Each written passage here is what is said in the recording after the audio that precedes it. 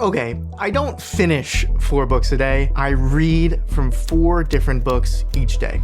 And this simple switch changed everything. But before this, my reading sucked, and I would be lucky to read 1 book a year. And everything on the internet I saw was saying you need to read more, reading's good for you, blah, blah, blah, blah. But I never did. Until I discovered this one strategy, this one way of reading that took me from a 1 book a year person to a 30 book a year person. In this video, I'm going to reveal my strategy that transformed me from reading 1 book a year to 30. Ready? 1, 2, 3, 4. But why read? Who cares? Well, I read a bunch of scientific articles on reading, spoke to a couple of my psychology friends, and it seems like there are 3 main benefits to reading. Number 1, you get better at learning and using the knowledge you already have. It's like weightlifting for the brain. Reading strengthens brain connectivity and neuroplasticity. It boosts activity in language and sensory areas and has effects that persists for multiple days. Number 2, reading keeps the brain young. Older adults who read regularly experience a 32% slower rate of mental decline. And finally, number 3, reading anything, even fiction, improves your ability to communicate with other humans. It enhances your ability to understand others' thoughts and feelings. And importantly, those 3 points are for reading absolutely anything. Just the sheer amount of you reading will increase those things. The content doesn't really matter that much. But of course, what about the benefit from reading good stuff? Books are humanity's greatest technology. You can download the best thoughts of the best minds distilled over entire lifetimes and absorb them in just a few hours, like for the price of lunch. But how lucky are we to have access to these things? A Brief History of Time was written by a genius theoretical physicist over 6 years and uses this genius's, Stephen Hawking's, lifetime of knowledge and research to teach us in a weekend about the history of the universe. How amazing is that? Lord of the Rings took J.R.R. Tolkien 12 years to write, and in it he created new languages, races, and histories that changed the face of fantasy and fiction forever. But I know what you're thinking. The books that we're meant to read, these fancy books, and many of these other similar ones, can be difficult, long, fancy, and honestly hard to read. These books are the must read in a lifetime, or else you are a dumb toad who should be eaten by a snake. And I'm with you, I could never finish a lot of them. And this was all true until the 4-book system. This system helped me not only with the tricky books, but the fun and easy ones too. One summer, I decided to jump between multiple books. And I opened 1 book, and then I opened another book, put it down, did some sort of stuff during the day, and then I opened another book. And this is where I discovered the 4-book arsenal. So I really do read 4 books a day, but I don't finish 4 books a day. I have a rotation of 4 books that I vary based on my mental energy and motivation during the day. And these 4 books are usually, number 1, difficult nonfiction, like The Wealth of Nations. Number 2, a more accessible nonfiction like Naked Economics.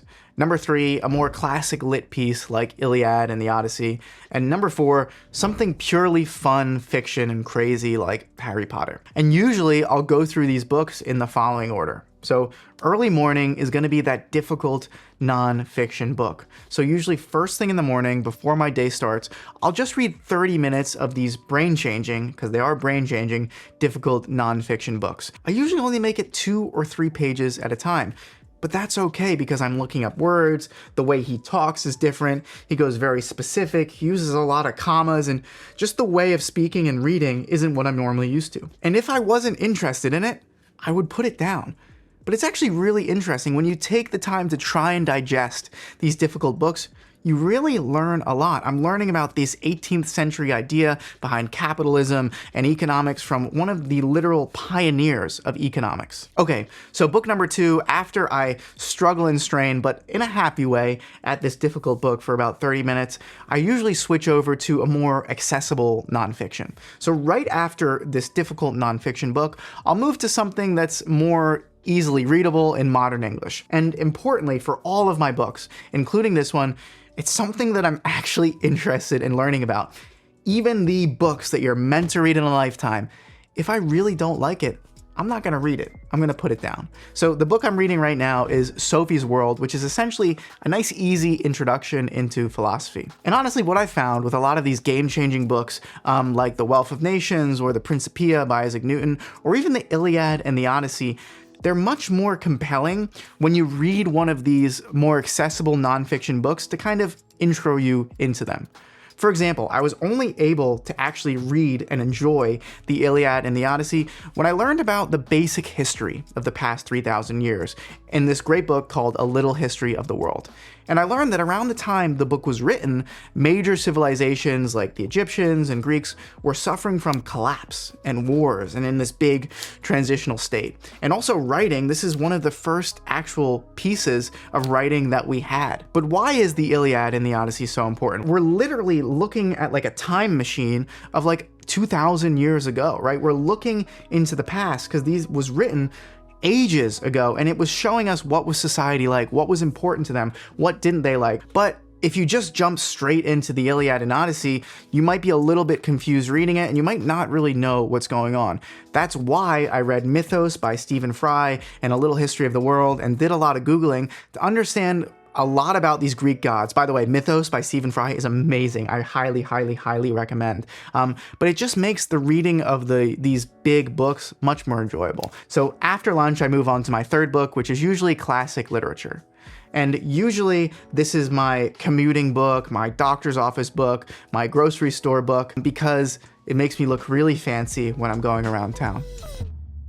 But no, I actually just find it because my mental energy is a little bit lower, but usually these classic literature books still make me think in like a cool way, so I kind of like to have it in these doctor's office and places like that, because I really just sit down and read them, again, very, very slowly. But if I'm at home reading these books, which I do occasionally, I find myself sometimes getting a little bit just out of it. Finally, my fourth category of books is pure fiction. Now, this one I've always loved, so I probably made my reading habit really good in the past 3 years. I'm 30 years old, but sci-fi fiction I've loved forever. And I think what got me out of reading was being forced to read these books that I wasn't interested in like high school. But I've always loved sci-fi and fiction. And I think my older brother and younger brother are some of the most avid sci-fi fiction readers I've ever met. So they've influenced me. They read crazy amount of things.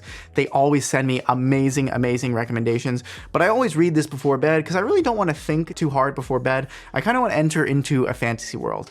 Plus, sometimes after I read these books and I get really engrossed in them, I'll usually dream about them. It's like a lucid dreaming combo. So the series I'm reading right now is a series called the Cradle series, but some of my favorite sci-fi and fiction books are the Iron Prince series, Harry Potter, of course, Red Rising, Mistborn trilogy, Stormlight Archive. My actual favorite book of all time is Ender's Game. I really like Dune, The Name of the Wind, and I think I'll think of a couple more later, but those are the ones that jump to my mind. Oh, and if you want to see my favorite 97 books, you can get the list at zhiley.com/reading, and that'll give you a link where you can download my 97 favorite books. Okay, so those are my 4 books, but here are some guidelines for the 4-book strategy. So number 1, drop books like they're hot. Don't like it?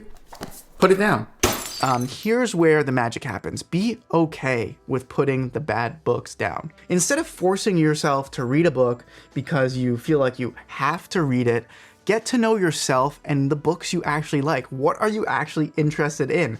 Sometimes I'll drop all 4 books in one day and replace them with another 4 because I'm just not feeling it. Read anything. Seriously, it doesn't matter.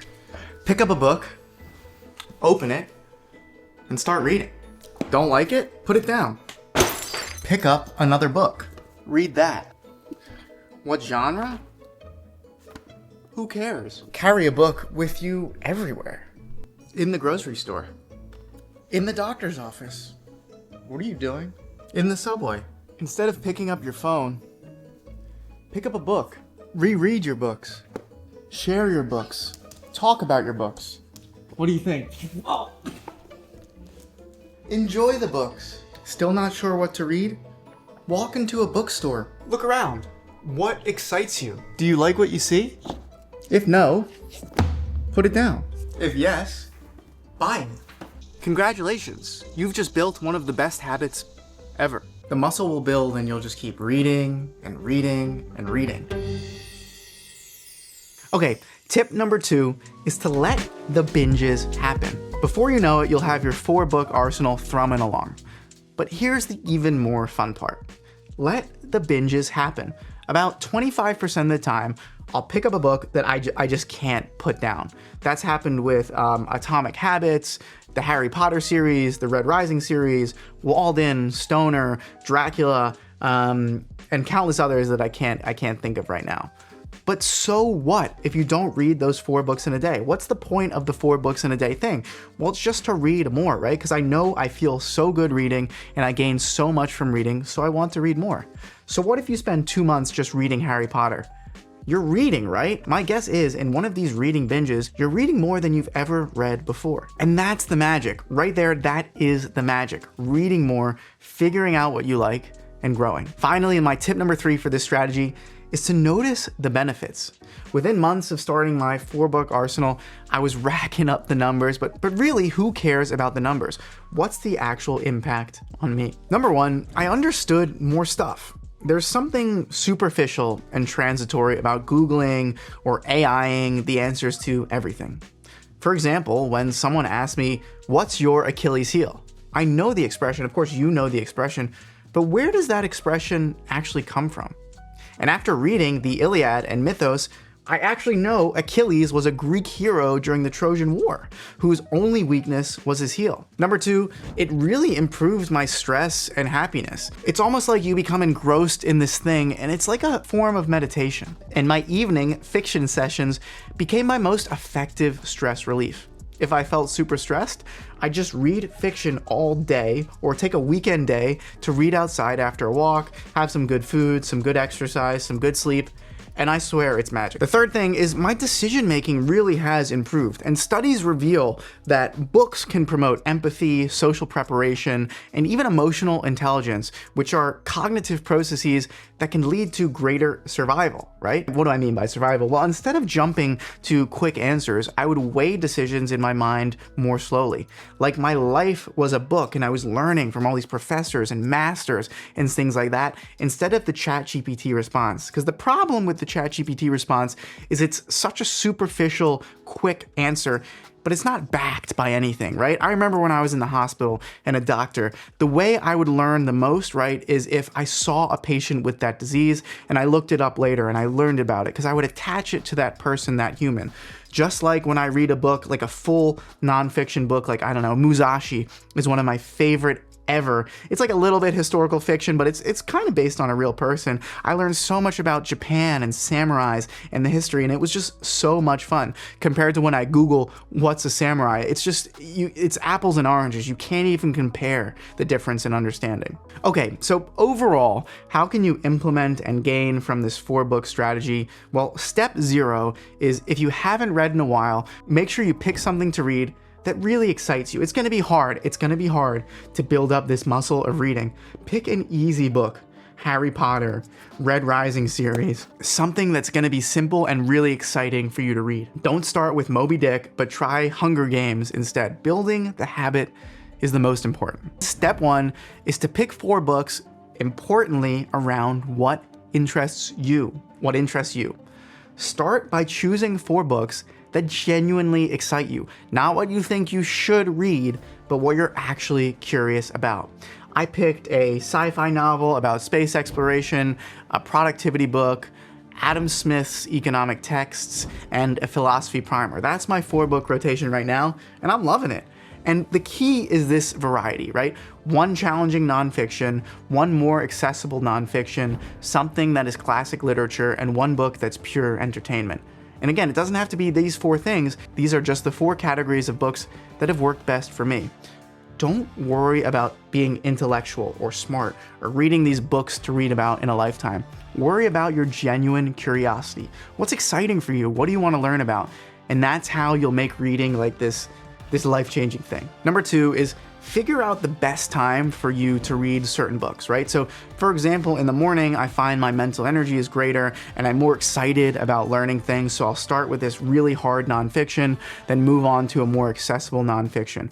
Later in the day, I'm a little bit more tired mentally, but I still like the idea of being transported to these other worlds and learning, which is why I read classic literature. And then finally, at nighttime, I'm drained, I'm dead, and I just want to explore this other world. I don't want to look at screens before bed, right? So I'll just have a lamp that's a very soft orange light, kind of like this guy right here, and I'll just read from a real physical fiction book. Finally, step number 3, get rid of books and destroy books and pick up new books at will. Give yourself complete permission to swap books in and out of your arsenal. Throw books away, replace them immediately, buy tons of books online. Who cares? Who freaking cares? It's you. It's all for you. This is why this is important. The goal is to always have 4 books you're excited to pick up and carry and read. This flexibility for me kept reading fun and kept me addicted to reading. Finally, step number 4 is don't take it so seriously and just let the binges happen. The magical moments come when you are so engrossed in a book, you lose yourself in it. Time disappears, the world disappears, it's just you on the pages. And there's actually evidence, academic studies that show parts of your brain get activated when you're reading a book, when you're really engrossed in a book, that are similar to parts of your brain get activated when you're like on these crazy drugs that really transport you to a different world. Don't stop yourself because you have to or should read this other book. Let the binges happen. This is books we're talking about, not Netflix. So for me, the transformation was gradual but undeniable. Within 1 year, I went from reading 1 book a year to 30 plus, and I actually remembered more of what I read. Finally, the compound effects were remarkable. Each book provided context for the next book, creating an ever-expanding web of addicting knowledge. And as Charlie Munger would say, is if you become a learning machine, your life will change. And this has been one of the most valuable and compounding advantages of my entire life. So yes, I read 4 books a day, no big deal. No big deal, I read 4 books a day. But I don't finish them, I just read them. And if past me, who treated books like kryptonite, can do this, I mean, what's your excuse? Your 4-book arsenal is waiting for you. What are you gonna pick up first? But that is it. Thank you so much for watching, and I'll see you on the next one. Read it backwards. Sideways. What can you do?